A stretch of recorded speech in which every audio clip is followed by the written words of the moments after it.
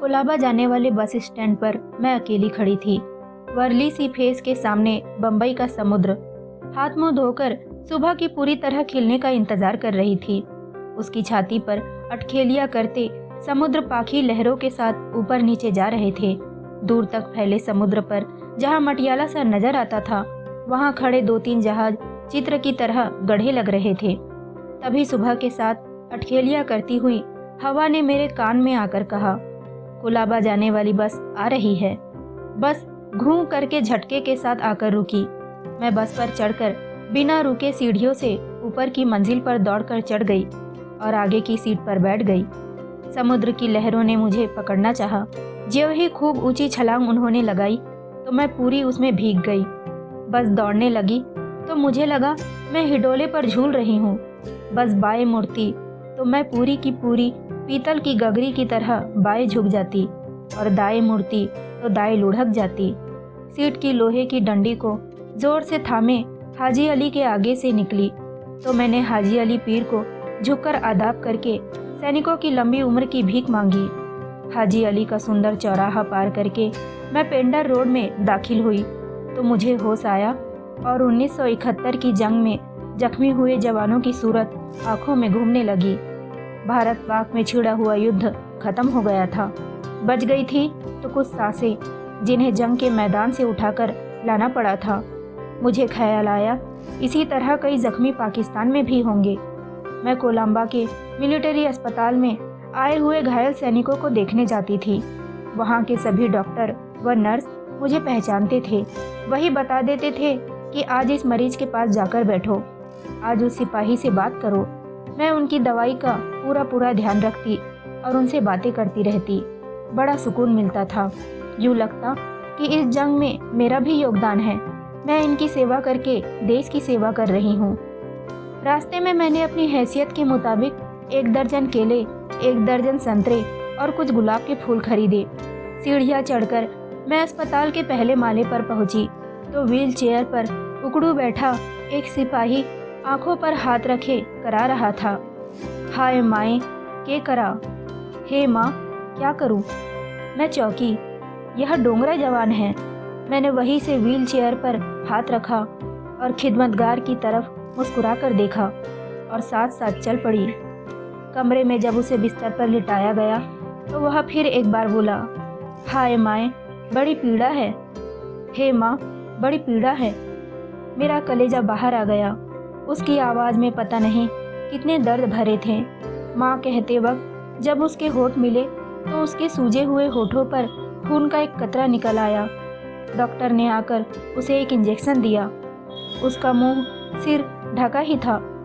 मैंने उसके कंधे पर हाथ रखा और धीरे, बहुत धीरे, जैसे माँ अपने सोए हुए बच्चों की बगल पे आकर लेटती है, डोंगरी की लोरी गानी शुरू कर दी। तू मल्ला तू लोग भनन, ठेकरिया बादाम भन्ने तू मल्ला तू लोग बहन, मंडिया निया कर तू। मेरे बच्चे, लोग ठीकरे तोड़े तो तू बादाम तोड़े, लोग अदालत में बैठे तो तू उनका न्याय करे, यही मेरी दुआ है। उसकी सांस हल्की होती गई। उसने बड़ी कोशिश करके एक आँख जरा सी खोली और इत्मीनान से मुझे देखा। उसके गाल मुस्कुराहट में खींचे। उसके होठों पर खून का कतरा एक विद्रोही की तरह आ निकला। उसने गर्दन को जरा सी जुम्बिश देकर कहा, गाओ और गाओ। लोरी का अंतरा अभी अधर में ही फड़फड़ा रहा था कि वह तृप्त बच्चे की तरह सो गया। उसके सोते ही अपने दोनों हाथों से मुंह छुपाकर मैंने अपने आंसू बह जाने दिए।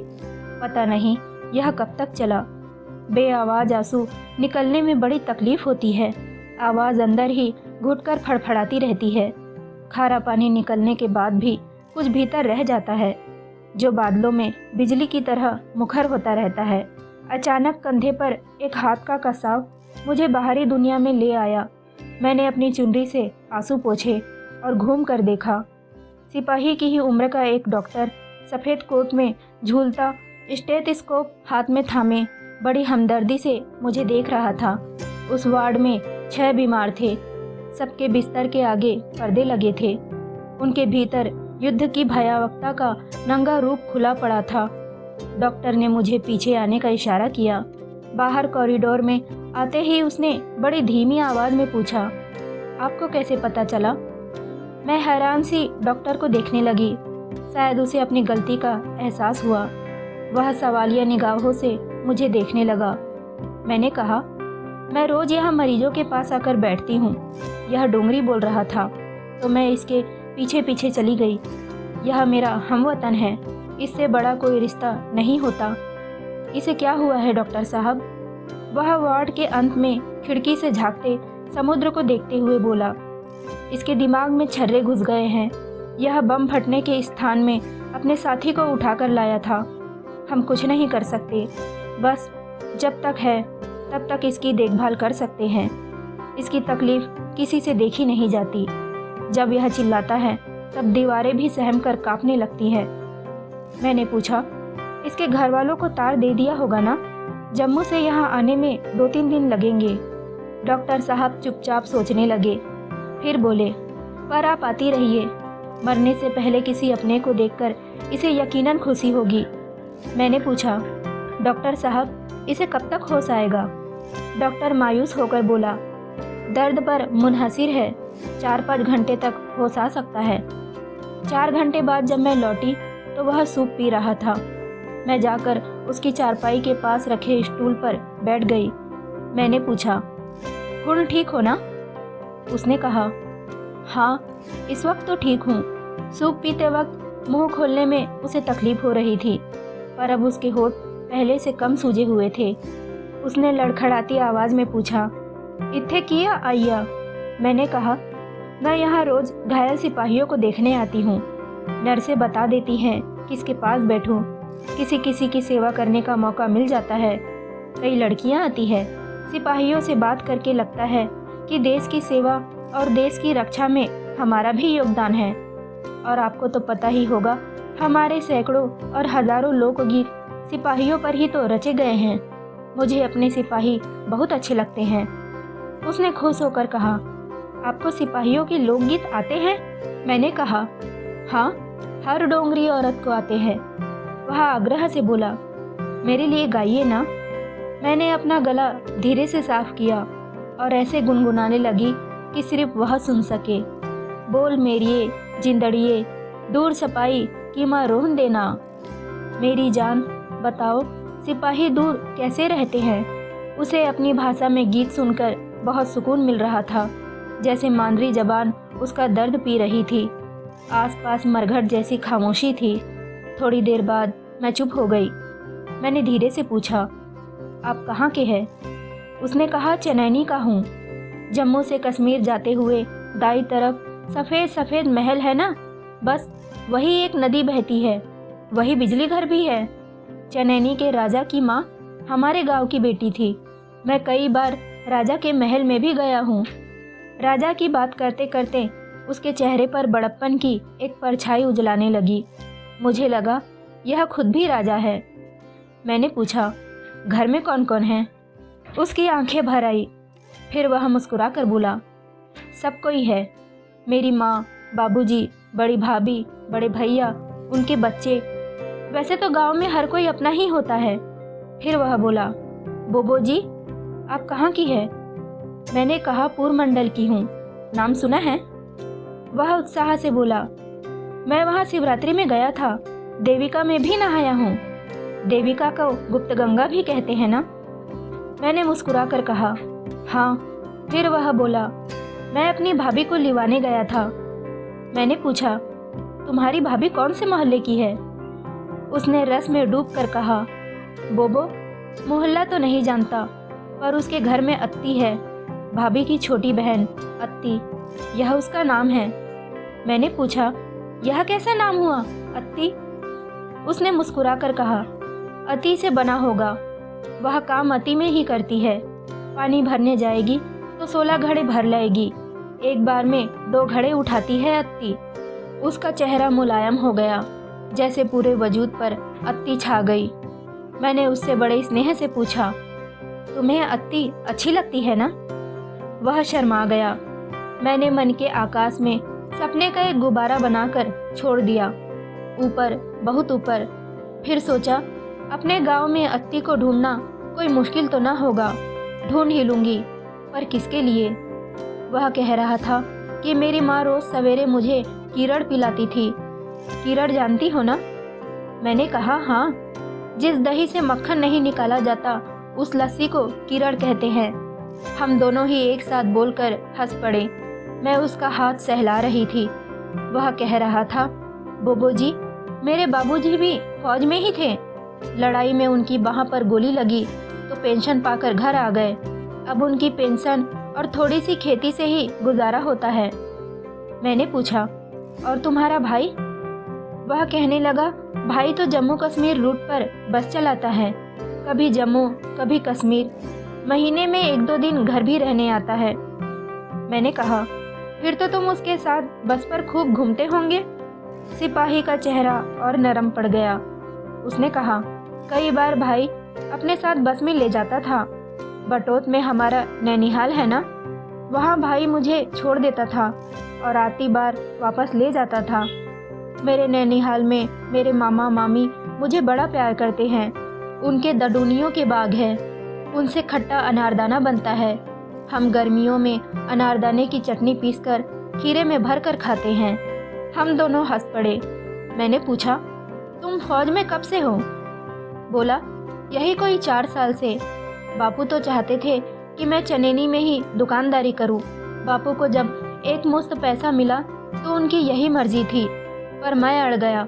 मैंने कहा कि हमारे परिवार में हमेशा कोई न कोई फौज में जाता ही है। अब आप आ गए हैं तो मैं जाऊंगा। यह कहकर वह मुस्कुराया, फिर बोला, आज या कल कोई घर में से आ ही जाना चाहिए, पर आप तो आती ही रहना। क्यों नहीं आऊंगी, जरूर आऊंगी, मैंने कहा। तभी मैंने देखा कि उसके चेहरे पर दर्द की लहरें उठने लगी थी। जवार भाटे के इंतजार में उसने दोनों हाथों से चारपाई की खाटी पकड़ ली। तभी डॉक्टर घबराया सा दाखिल हुआ। उसे पता नहीं कैसे मालूम हो गया था। उसके साथ नर्स थी। डॉक्टर मुझे देखकर सुकून व इत्मीनान से बीमार के पास झुका और उससे बोला, देखो ना, घर में से कोई न कोई आ ही गया होगा, मैंने कहा था ना। सिपाही मुस्कुराया, फिर बोला, अभी मैं दर्द बर्दाश्त कर सकता हूँ, बोबो जी भी यही हैं। डॉक्टर ने सवालिया निगाह से मुझे देखा। मैंने कहा, डॉक्टर साहब, डोंगरी में बोबो बड़ी बहन को कहते हैं। फिर सिपाही की ओर मुखातिब होकर उससे कहा, मैं तुम्हारी चनैनी भी हूँ, चिंता न करो, हमारा गांव हमारे साथ हमेशा ही रहता है। पता नहीं यह मैंने कैसे कह दिया। अपने गांव के नाम से वह तड़प कर मुस्कुराया।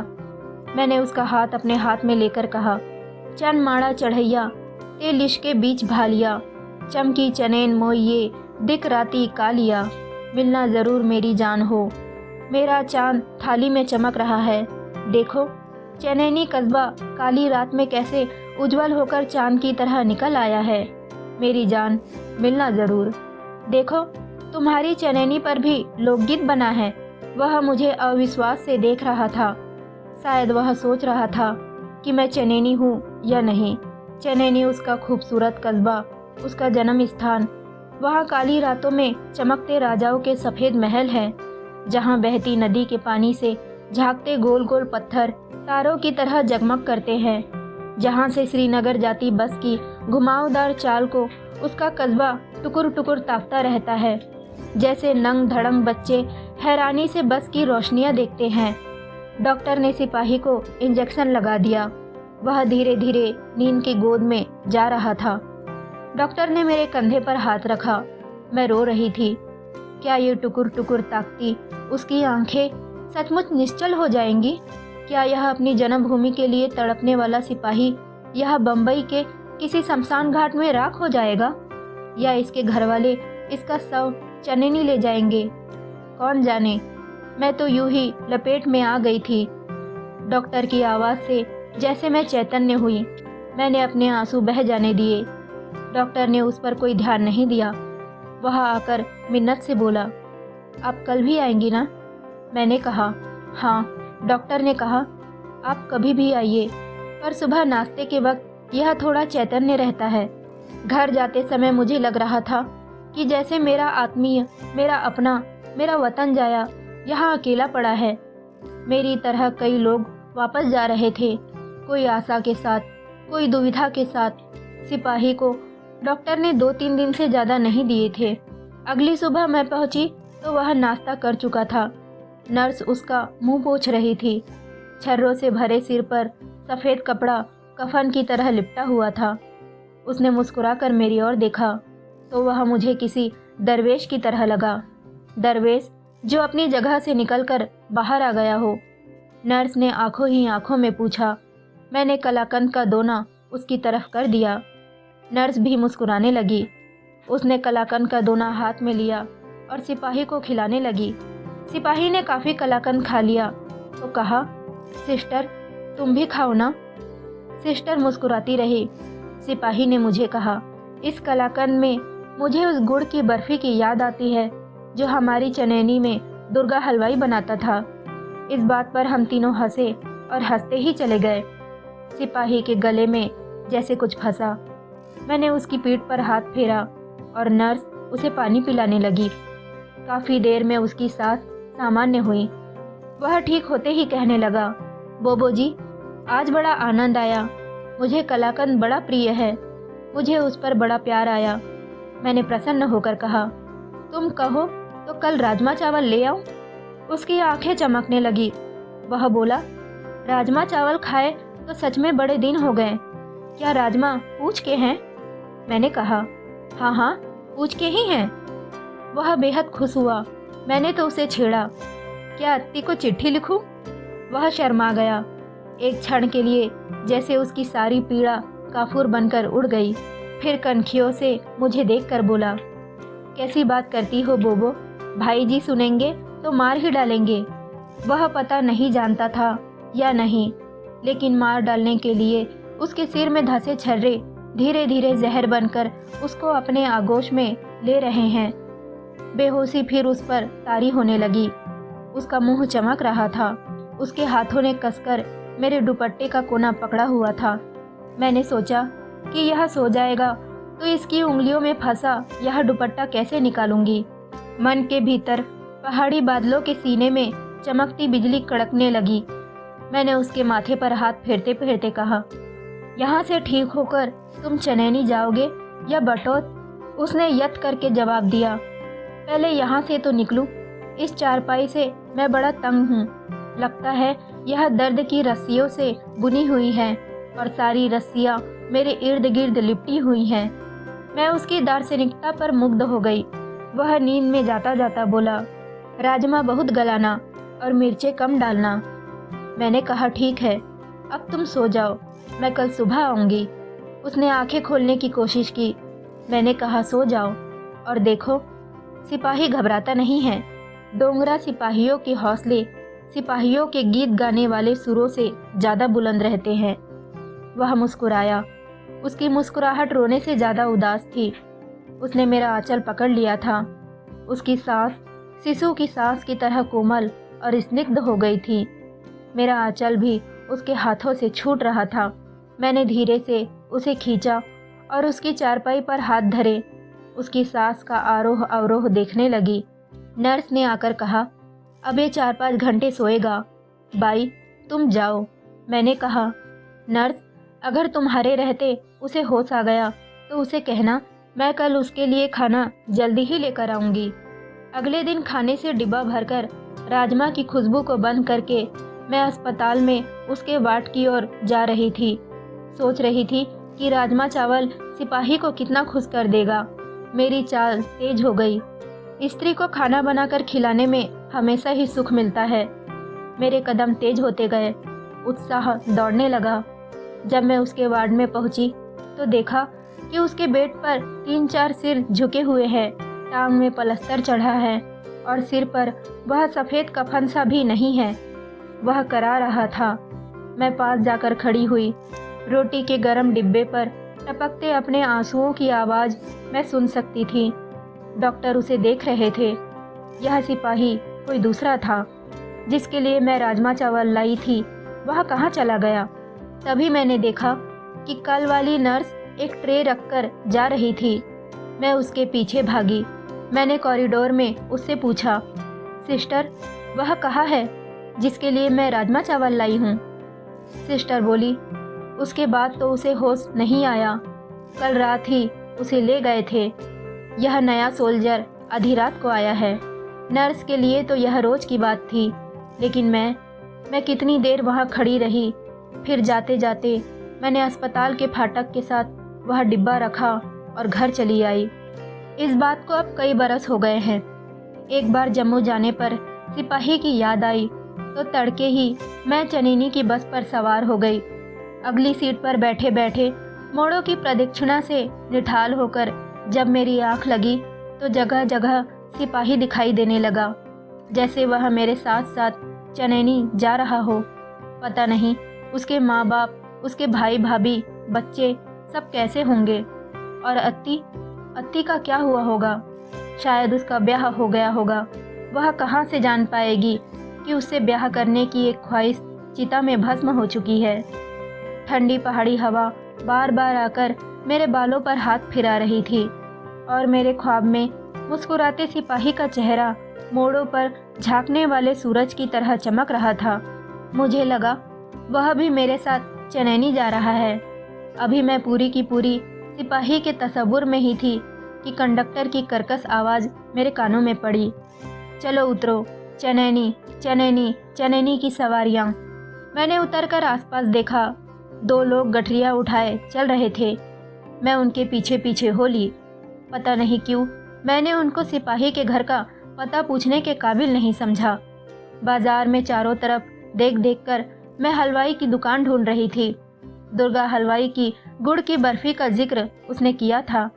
मैं धीरे धीरे दाएं बाएं देखती जा रही थी। एक गली में खड़ी कुछ औरतें नल का पानी भर रही थी। वे सब की सब मुझे देखने लगी। एक ने पूछा, आप किसके घर जाएंगी? मैंने कहा, मैं दुर्गा हलवाई को ढूंढ रही हूँ। एक फूहड़ सी औरत हंसती हंसती बोली, दुर्गा हलवाई की तो लॉटरी खुल गई लगती है। मुझे उसकी बदतमीजी पर क्रोध आ रहा था, पर उससे पहले ही दूसरी लड़की मुझे अपने साथ ले गई। रास्ते में उसने कहा कि यह कर्मो बड़ी खच्चर है, कुछ मेंटली भी है, इसकी बात कोई नहीं सुनता। अब देखिए, दुर्गा हलवाई की आंखों का ऑपरेशन खराब हो गया। वह दुकान के बाहर ही चारपाई डाले पड़ा रहता है और जो कोई भी आता है उसको कोंच कोंच सभी के बारे में पूछता है, कौन हो, किसके बेटे हो, तेरा बाप कहाँ है, भाई की चिट्ठी आई है या नहीं। आपको भी बड़ा बोर करेगा। मैंने सोचा कि यह बोर शब्द पहाड़ों में भी पहुंच गया है। तभी वह एक दुकान के आगे आकर खड़ी हुई। एक हट्टा कट्टा सांड सा लड़का खोया भून रहा था। उस लड़की ने कहा, ये शहर से आई है, चाचू को पूछ रही है। उसने खोया भूनते भूनते ही कहा, आज वह नहीं आएगा, उसे मलेरिया हुआ है, इनके घर ले जाओ। उबड़ खाबड़ गली के सिरे पर उसका घर था। बाहर धूप में खटोला डाले दुर्गा उकड़ू होकर लेटा था। हम उसके करीब आकर खड़े हो गए। उसने आहट पाकर पूछा, कौन हो? लड़की ने कहा, चाचू, ये तुम्हें मिलने आई है। कौन प्यारी हो? हाँ चाचू, ये कुछ पूछना चाहती है। उसने अपना स्थान नहीं बदला। फिर बोला, क्या पूछना है? जल्दी करो, वरना खांसी शुरू हो गई तो। मैंने जल्दी से कहा, सिपाही का पता करने आई हूँ, उसका घर कहाँ है? हलवाई ने कहा, कौन? मंगतू? अच्छा, वह सिपाही। वह मेरे शेर, आपको भी चकमा दे गया। मैं हैरान होकर हलवाई को देखने लगी। उसकी बंद आंखें भी सोच में डूबी थी। वह बोला, सतरोड़ा था वह, सतरोड़ा। सतरोड़ा जानती है ना? राजाओं की नाजायज औलादे। उसका अपना कोई न था। वह हमेशा अपनी कहानियां गढ़ता था और सुनाता था। पाकिस्तान की जंग में मारा गया बेचारा। गांव में पटवारी को तार आया था। मेरी दुकान पर भी कभी कभी आकर बैठता था। उसे गुड़ की बर्फी बड़ी पसंद थी। उसे शायद मेरी चुप्पी खल रही थी। उसने कहा, बुआ, इस तरह के कई मंगतू हैं जो सपने देखते देखते उन्हें सच समझने लगते हैं। उसकी माँ कब की मर गई थी, उसे कौन देखता? महल के बाहर उसे कोई छोड़ गया था। मेरे दुकान के थड़े पर ही तो पला था। सर्दियों में मेरी भट्टी के नीचे वह कालू पड़े रहता था। फिर कोई उसे कंबल भी दे गया था, पर मरा सिपाही होकर। शाबाश, अब तो पूरे गांव में उसका नाम है। अब तो मेरे कालू को मरे भी काफ़ी देर हो गई, पर अब अपनी बारी देखो कब आती है। कालू नाम का एक कुत्ता था, पर मंगतू उससे ऐसे बातें करता था जैसे वह भी आदमी का बच्चा हो। थोड़ी देर वह चुप रहा, फिर जैसे उसे ध्यान आया कहने लगा, जाओ जाओ बुआ, भीतर जाओ, बहुएं तुम्हें चाय पानी पूछेंगी। इतना बोलकर वह हाँफने लगा।